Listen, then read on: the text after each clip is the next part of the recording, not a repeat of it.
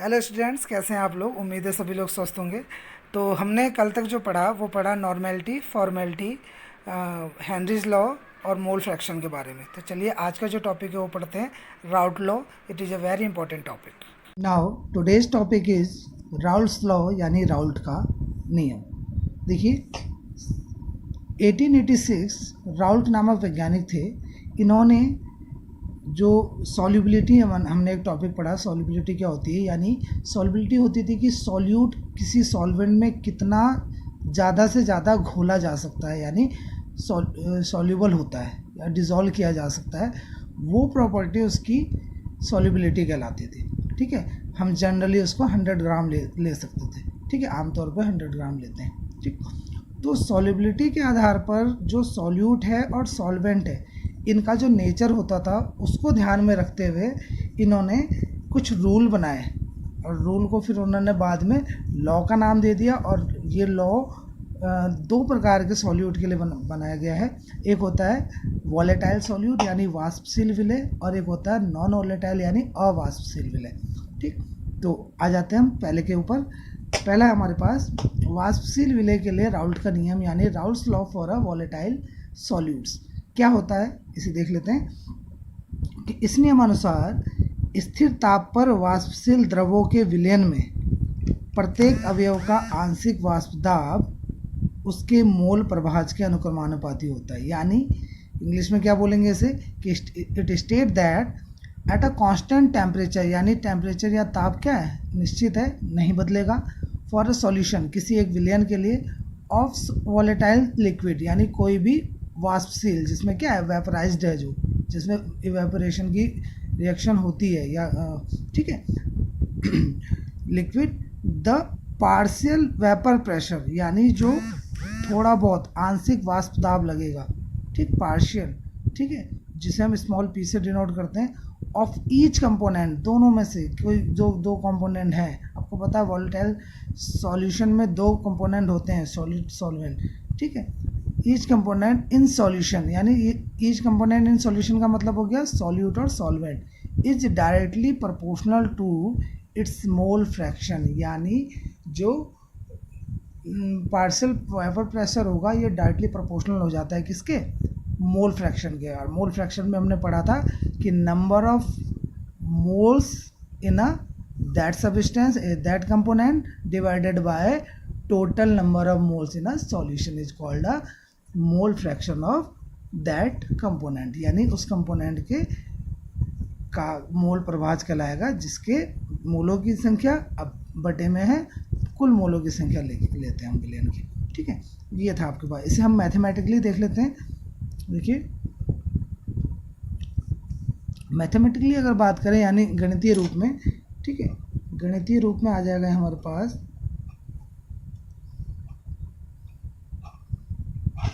गणितीय रूप में ये हो गया P, यानी जो पार्शियल वेपर प्रेशर था, it directly proportional to the chi और x। ठीक, वेयर एंड जब आपको पता है प्रोपोर्शनल हटाते हैं तो इक्वल लगता है, हमने P equal to small p ही है। अब ये P नॉट x हो गया, यानी यहाँ पे P नॉट क्या है, कांस्टेंट है, where P not is a constant and it is a, ये एक कांस्टेंट भी है। और ये होता क्या है एक्चुअल में, vapour pressure for pure component, यानी किसी प्योर कंपोनेंट के लिए वेपर प्रेशर होता है। ठीक है, यानी समान ताप पर शुद्ध अवयव का वाष्प दाब। ठीक है, ये हो गया। यानी according to Raoult's law in a volatile solute, for a volatile solute the partial vapour pressure is directly proportional to the mole fraction of that components. ठीक, ये होता है। अब आ जाते हैं थोड़ा और आगे। देखिए ये था हमारे पास, पीछे हमने क्या लिखा कि P equal to P not into x यानी काई। ठीक है, अब हम अगर A और B करके लेते हैं, A मान लेते हैं हम सॉल्यूट के लिए और B मान लेते हैं हम क्या, सॉल्वेंट के लिए। ठीक है, या A मान लीजिए सॉल्वेंट के लिए, B मान लीजिए सॉल्यूट के लिए। ठीक, तो देखिए P A equal to P not A into X A और P B equal to P not B into X B, same जो पीछे अभी हमने बनाया। अगर P and P B is the vapour pressure of component A and B, you can say solute and solvent, or P naught and P naught B, P naught A and P naught B is the vapor pressure of a pure component A and B, that means solute and solvent. ठीक, P A और P B ये हिंदी में लिख दिया मैंने कि अवयव ए और बी का वाष्प दाब, और ये शुद्ध अवस्था में उसका वाष्प दाब उन्हीं अवयवों का ए और बी का। ठीक, अब आ जाते हैं नेक्स्ट पे। नेक्स्ट क्या है, तो उसी का टॉपिक। अब देखिए जब ये हो जाता है तो हमने क्या निकालना है, मोल फ्रैक्शन।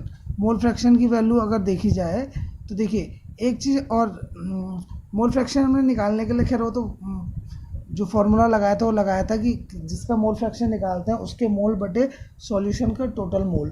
ठीक है, तो लेकिन यहाँ पे फिलहाल हम फॉर्मूले को अप्लाई करेंगे। तो यहाँ हमने अभी जैसे निकाला P A equals to P not A और बी, और फिर दूसरा निकाला P B equals to P not B into B. तो अगर हम टोटल प्रेशर देखेंगे तो जाहिर सी बात है, तो वॉल्यूम पे जो टोटल प्रेशर लगेगा वो सॉल्यूट और सॉल्वेंट के दोनों के प्रेशर के सम के बराबर होगा, यानी total pressure is equal to the sum of the pressure applied on that components, यानी उन दोनों कंपोनेंटों के पर जो प्रेशर अप्लाई हो रहा है उनके सम के बराबर, यानी P A plus P B. और पी ए की वैल्यू ऊपर से लिख देंगे जो अभी हमने थोड़ी देर पहले लिखी है ये। ठीक, अब पी बी की वैल्यू ये हो जाएगी। ठीक, दोनों की वैल्यू लिख दी और ये सम आ गया। ये तो था वाष्पशील विलय के लिए यानी वॉलेटाइल सॉल्यूट के लिए। अब आ जाते हैं नेक्स्ट पे। ज़्यादा टफ नहीं है, बहुत इजी है, पेपरों में पूछा जाता है कई बार, और बल्कि इसके एक आप ये कह सकते हैं एप्लीकेशन मान सकते हैं उसे हम, कि जब आगे हम क्वालिटेटिव प्रॉपर्टीज़ पढ़ेंगे तो पहला वाला है उसमें vapour pressure, depression in a vapour pressure. ठीक है, तो उसके अंदर में हमें राउल्स लॉ पढ़ना होता है, तो वो भी बहुत इंपॉर्टेंट है। फिलहाल यहाँ से हम शुरू करते हैं ताकि हमें पता रहेगा कि राउल्स लॉ में हमने पढ़ना क्या है। ठीक, उसके बाद आता है सेकंड टॉपिक इसी का कि अवाष्पशील विलय के लिए राउल्ट का नियम, यानी Raoult's law for a non volatile solutes, यानी इस नियमानुसार स्थिर ताप पर किसी अवाष्पशील विलय के विलयन में विलायक का वाष्प दाब उसमें उपस्थित विलायक के मोल प्रभाज के समानुपाती होता है। क्या कहा इन्होंने, it state that at constant temperature the vapour pressure of solvent, विलायक की बात हो रही है, ऑफ नॉन वॉलेटाइल सॉल्यूट, यानी जिसमें क्या है नॉन वॉलेटाइल सॉल्यूट घुला है, is directly proportional to the mole fraction of solvent, उसके मोल फ्रैक्शन के बराबर होता है। पहले वाले में क्या होता था, पहले वाले में हमने ईच के लिए बोला, ईच कंपोनेंट। यहाँ पे हम ईच कंपोनेंट की बात नहीं कर रहे हैं, यहाँ हम किसकी बात कर रहे हैं, सॉल्वेंट की बात कर रहे हैं। अवाष्पशील में यानी नॉन वॉलेटाइल सॉल्यूट जब घुलता है तो यहाँ सॉल्वेंट की बात की जाती है, ये बस ध्यान रखना है इसमें हमने। ठीक है, कि इसमें हम सॉल्वेंट की बात करेंगे केवल। ठीक, if A volatile solvent and B is a non volatile solute. ठीक है, अभी इससे पहले ही मैंने बोला था ए अगर सॉल्वेंट है बी सॉल्यूट है, तो वही चीज़ यहाँ पे भी है। वाष्पशील विलायक और अवाष्पशील विलय हो तो then the vapour pressure of solution, यानी विलयन पे जो वाष्प दाब होता है वो होता है P equal to vapour pressure solvent is directly proportional to the mole fraction, ये जो ऐसा भी थोड़ी देर पहले भी हमने पढ़ा था। ठीक है, तो यानी विलायक का वाष्प दाब अनुक्रमानुपाती होता है विलायक का मोल प्रभाज के बराबर। ठीक, यानी P सीधे सीधे बराबर हो जाएगा P is proportional to the X A, आप इस P को हटा सकते हैं, सीधे लिख सकते हैं P is proportional to the X A, that means इस तरीके से कि P is proportional to the X A, और जैसे ही हम ये प्रोपोर्शनल हटाएंगे इक्वल लगाएंगे तो कांस्टेंट लग जाता है, where K is the constant for pure solvent की बात करेंगे अगर। ठीक, तो एक्स ए प्योर सॉल्वेंट में आपको पता है प्योर सॉल्वेंट में काई का वैल्यूज जो होती है वो 1 होती है, यानी मोल फ्रैक्शन 1 होगा, तो एक्स ए हो जाएगा 1, यानी वेपर प्रेशर हो जाएगा आपका बस सीधे P A not A equal to K x A. ठीक है, एक्स ए की वैल्यू 1 है तो P not A equal to K आ गया, यानी पी नॉट ए के की वैल्यू हो गई है, यानी इस इक्वेशन में इक्वेशन नंबर 1 में हम के की जगह क्या लिख सकते हैं, पी नॉट ए यहाँ पर, तो वही हमने लिख दिया है पी ए इक्वल टू के की जगह लिख दिया P not A into X A. Okay, तो ये हो जाएगा अवाष्पशील यानी नॉन वॉलेटाइल सॉल्यूट के लिए। इजी है और थोड़ा प्रैक्टिस की ज़रूरत पड़ेगी आप लोगों को, क्योंकि पेपरों में आता है ये और आप लोगों ने इसमें ध्यान से पढ़ना है। ठीक है, क्योंकि एंड टाइम पे पेपरों के टाइम पे हम जब पढ़ते हैं तो हमारे बिल्कुल बहुत सारा कोर्स होने के कारण बिल्कुल हौच पौच सा हो जाता है माइंड में, तो इसलिए आप डेली इसका डेली जो भी क्लास पढ़ाई जाती है उसका डेली रिवीजन कीजिए, ताकि ये बाद में आपको याद रह जाए, और इसके अनुप्रयोग जब हम करेंगे यानी एप्लीकेशन तो ज़्यादा समझ आ जाएगा।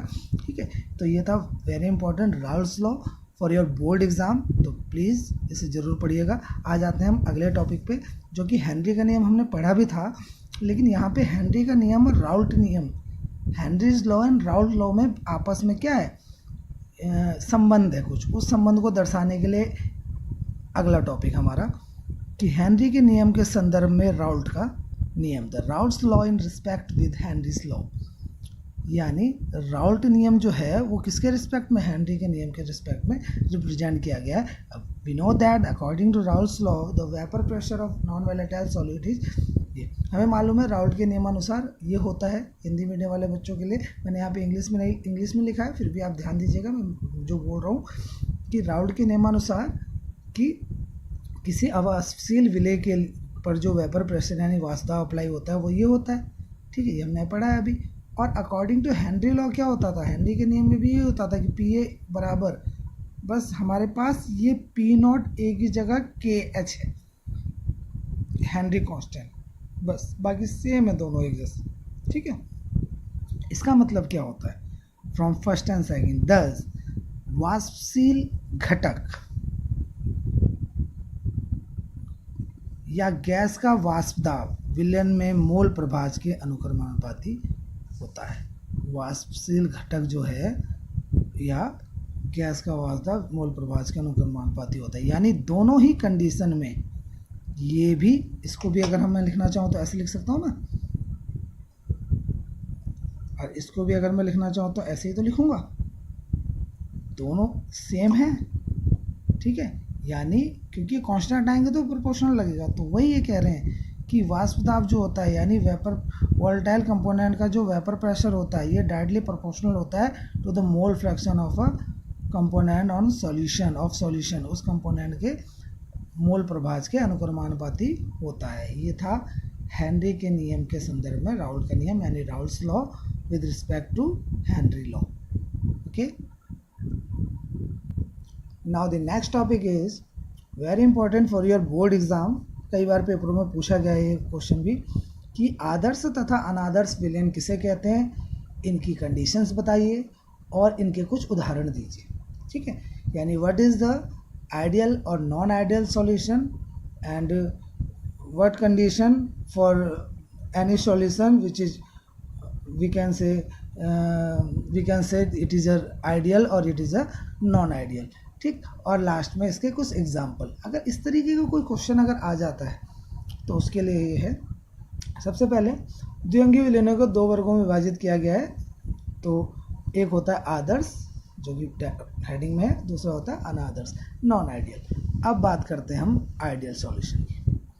व्हाट इज आइडियल सॉल्यूशन, देखिएगा, आदर्श विलयन वे विलयन हैं जो सांद्रण एवं ताप की सभी परिस्थितियों में, कंडीशन सारी अप्लाई हैं, किसकी, कंसंट्रेशन एंड टेम्परेचर की, कोई भी कंडीशन हो, टेम्परेचर कुछ भी हो, कंसंट्रेशन कुछ भी हो, सारी ही परिस्थितियों में, ऑल कंडीशंस पे वो विलयन जो राउल्ट के नियम को पूरी तरह से फॉलो करते हैं, यानी उनको निभाते हैं, यानी उसका पूर्णतः पालन करते हैं, वो कहलाते हैं आदर्श विलयन यानी आइडियल सॉल्यूशन। समझ आ गया होगा कि ideal solution are those solution which are obey the law of Raoult's under all condition of concentration and temperature, ठीक, are called a ideal solution. यानी आदर्श विलयन वे हो जो ताप व सांद्रण की सभी परिस्थितियों में राउल्ट के नियम का पालन करते हैं।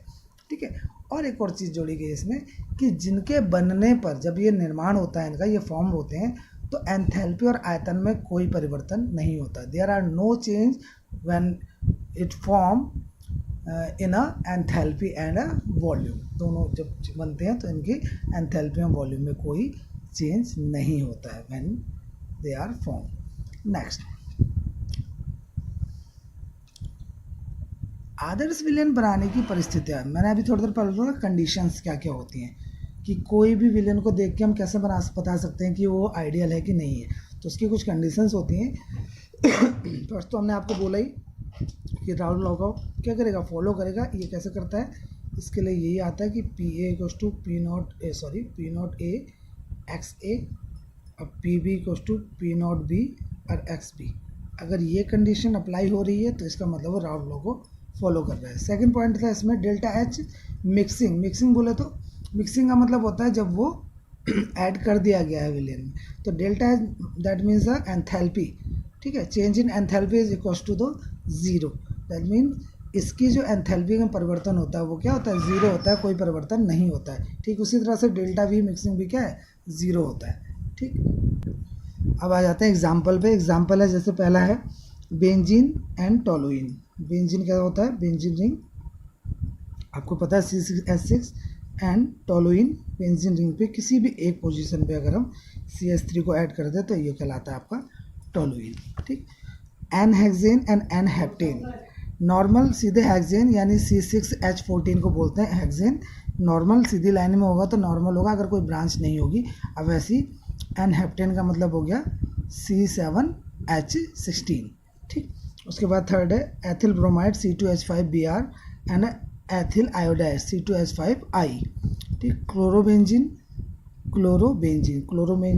इस तरीके से बेंजीन पे Cl एंड ब्रोमोबेंजीन यानी बेंजीन रिंग पे Br, ये हो गया ब्रोमोबेंजीन। थर्ड वाला जो था वो इस तरीके से था C2H5Br एंड C2H5I। ठीक है, ये वाला मैंने आपको बताया नॉर्मल सीधे C6, इसको आप ऐसे लिख सकते हैं C6H14 एंड C7H16। ठीक, इन दोनों भी, यानी ये क्या है, किसके एग्जाम्पल है, ये है आइडियल सॉल्यूशन के एग्जाम्पल। इन सब में क्या होता है, ये सारे के सारे सॉल्यूशन आइडियल होते हैं, यानी ये राउल्ट्स लॉ को फॉलो करते हैं जिसके according P A equals to P not A X है, P B equals to P not B x B and delta H जो मिक्सिंग का होगा वो जीरो और डेल्टा वी भी जीरो होता है। ठीक, ये तो था राउल्ट्स लॉ के बारे में, राउल्ट्स लॉ के बारे में कि आदर्श विलेन उसे फॉलो करते हैं। अब जो हमने अभी बोला उसको हम ग्राफ द्वारा समझाते हैं जरा। देखिए ग्राफ दिखाया गया है, ये है मोल फ्रैक्शन के लिए इस तरफ और इधर है वेपर प्रेशर के लिए। यहाँ से शुरू किया, ये मान लिए प्योर के लिए पी नॉट भी आ गया है, ठीक है, और इधर पी नॉट ए है। ठीक, अब एक्स ए यहाँ 1 है तो इधर 0 होगा, लेकिन जब इधर आते आते ये 0 हो जाता है, 1 हो जाता है। ठीक, अब इसके लिए लाइन जो आती है वो स्ट्रेट लाइन आती है। जब भी आइडियल सॉल्यूशन की बात करते हैं लाइन फर्स्ट, यानी पी ए के लिए P not A into X A, ये जाएगा कुछ इस तरीके से, और पी नॉट बी के लिए क्योंकि एक्स भी यहाँ पे था तो ये जाएगा सीधे इस तरफ। ठीक, और आइडियल जब इन दोनों का मिक्सिंग हो जाता है तो ये इस तरीके से सीधी लाइन चली जाएगी, यानी लाइन 3 जो है ये दोनों के लिए हो जाती है, टोटल के लिए P not A x A plus P not B x B, ये आइडियल के लिए। यानी ये जितने भी एग्जाम्पल अभी बोले उनके लिए इस तरह का ग्राफ बनेगा। ठीक, अब आ जाते हैं हम सेकंड पॉइंट इसका, जो कि इम्पोर्टेंट भी है क्योंकि इसके भी 2 पार्ट होते हैं, यानी अनादर्स विलेन। ये है अनादर्स विलेन यानी नॉन आइडियल सॉल्यूशन। वे विलेन जो साधारण ताप की सभी परिस्थितियों में, आप ये लाइन नहीं भी लिखते हैं अगर तो भी चलेगा, क्योंकि जहाँ पर परिस्थितियाँ दिखाई जाती है वहाँ पर तो फॉलो होने की बात होगी तब दिखाई जाएगी। ये तो पालन करते ही नहीं है तो परिस्थितियों की आवश्यकता नहीं है। ठीक, पर फिर भी अगर हमने लिखा है तो आप कोई ऐसे में कोई इशू नहीं है कि अगर आप ये 9 भी लिखें, यानी आप ऐसे ही बोल सकते हैं वे विलेन जो राउल्ट के नियम का पालन नहीं करते और जिनके बनने पर एंथैल्पी आयतन दोनों में परिवर्तन होता है अनादर्स विलेन कहलाते हैं। यानी दो solution which do not obey the law of Raoult's. आप इसके बाद ये लाइन लिखने की चाहे तो आप न लिखें, Raoult and when there are form the enthalpy and volume both will be changed. ठीक है, when these are form, sorry there नहीं था, व्हेन दीज आर फॉर्म, जब ये बनते हैं तो the enthalpy and volume both will B change, दोनों की दोनों क्या हो जाती है, चेंज हो। ठीक उल्टा है इसका, वाइस वर्सा। मैंने बोला अगर आप ये लाइन 9 भी लिखे तो भी चलेगा, लेकिन लिख देंगे तो कोई प्रॉब्लम नहीं है। ठीक है, इसकी कंडीशन जो होती हैं वो भी देख लेते हैं हम। इसकी भी 3 कंडीशन है, ठीक उसकी अपोजिट है। Do not follow Raoult's law, Raoult के नियम का पालन नहीं करते हैं। डेल्टा एच मिक्सिंग 0 नहीं होता है, कम होगा या ज़्यादा होगा, माइनस में हो सकता है या प्लस में, लेकिन 0 नहीं होगा। अब वैसे डेल्टा वी भी 0 नहीं होता है। ठीक, ये होता है। अब मैंने बोला कम या ज़्यादा, ये दो कंडीशन है यहाँ पे, या तो कम हो सकता है 0 से या फिर ज़्यादा हो सकता है 0 से, ठीक है। तो दोनों कंडीशन को हम यहाँ पे अब अप्लाई करके देखते हैं, आ जाइए। देखिए, these are two types non ideal solution showing positive deviation, धनात्मक विचलन प्रदर्शित करने वाले, और ऋणात्मक विचलन प्रदर्शित करने वाले, यानी non ideal solution showing negative deviation. तो फर्स्ट वाले को देख लेते हैं, non ideal solution showing positive deviation. Positive deviation यानी धनात्मक विचलन।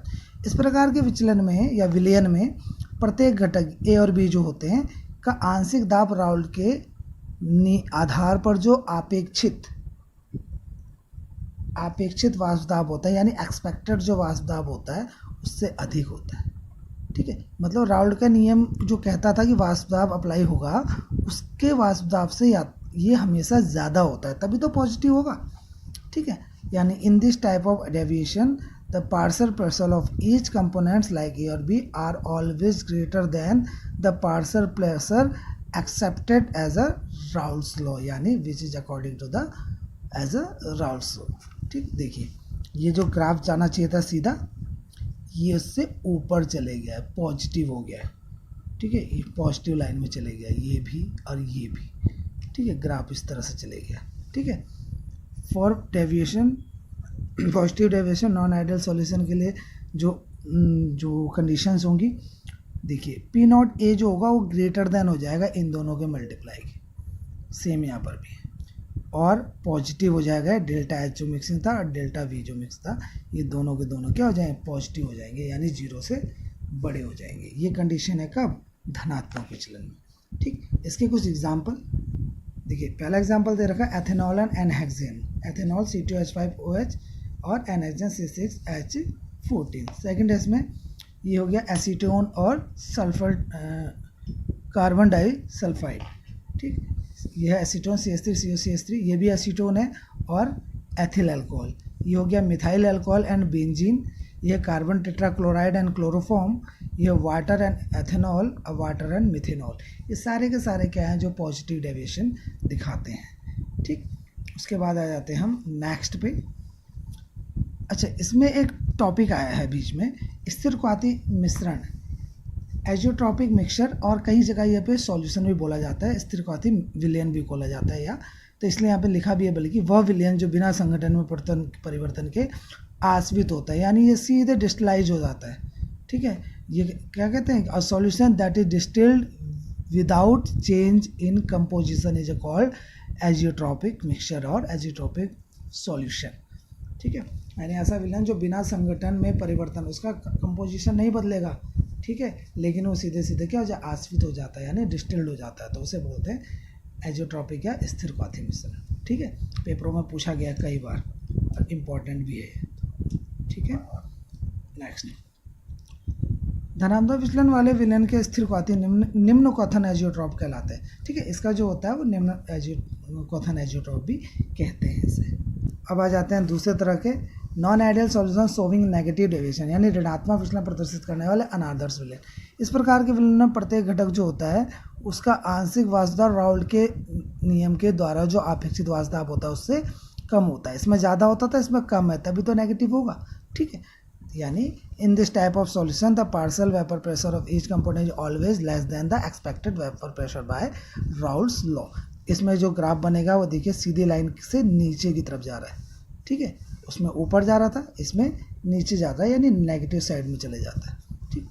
इसके लिए जो कंडीशंस होती हैं ठीक उसके अपोजिट होगी, उसमें पी ए ग्रेटर होता था इनके, यहाँ पे लेस देन हो जाएगा दोनों जगह, ये पॉजिटिव होता था यहाँ नेगेटिव हो जाएगा, यानी ये लेस देन 0 हो जाएंगे, ठीक। For example chloroform acetone CHCl3 CO3 COCH3, chloroform dimethyl ether C2H5O C2H5O dimethyl ether, ठीक है। क्लोरोफॉर्म एंड बेंजीन, ये दोनों प्रदर्शित करता है, आई थिंक पीछे भी था, ठीक है। CH3COH और C5H5N pyridine और एसिटिक एसिड, और ये हो जाएगा आपका वाटर एंड हाइड्रोक्लोरिक एसिड। तो गाइज ये था आज के लिए, इम्पोर्टेंट है काफ़ी, आप लोग इसे पढ़ लीजिएगा, ठीक। मिलते हैं उसके बाद नेक्स्ट क्लास में, जिसमें हम पढ़ेंगे, बहुत इंपॉर्टेंट टॉपिक है, बोर्ड में एक ना एक इसमें से हर वर्ष आता है, कॉलिगेटिव प्रॉपर्टीज ऑफ सॉल्यूशन। तो आज के लिए बस इतना ही, कल मिलते हैं। Thank you.